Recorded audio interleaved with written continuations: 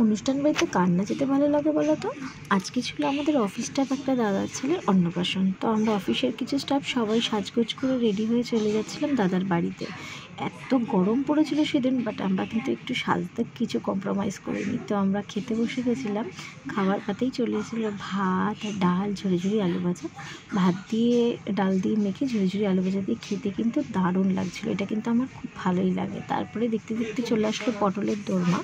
এর ভিতরে একটা কিছু স্টাফ দেওয়া ছিল যেটা খেতে খুবই ভালো লাগছিলো। তারপরে একে একে কাতলা কালিয়া, আর তারপরেই চলে আসলো মাটন কষা। মাটনটা একদম অসাধারণ ছিল, একটুও চর্বি ছিল না, যেটা আমি পছন্দ করি আর কি। তো মাটন দ্বিতীয়বার দিতে এসেছিলো, বাট নেইনি, কারণ আমি খেতে পাচ্ছিলাম না, বাকিটা আমার বরকে দিয়ে দিয়েছিলাম। তারপরে চাটনি, পাঁপড়, রসগোল্লা, আর শেষ পাতে ছিল আইসক্রিম আর হাজমালা। আসার সময় আমরা সবাই মিলে একটু লিমকা খেয়ে বাড়ি চলে আসছিলাম। বাড়ি আসার সময় আমার খুব আইসক্রিম খেতে ইচ্ছা করছিলো, তা বরকে বলেছিলাম একটু আইসক্রিম নিয়ে আসো। ও আমার পছন্দের আইসক্রিমটা নিয়ে আসলো।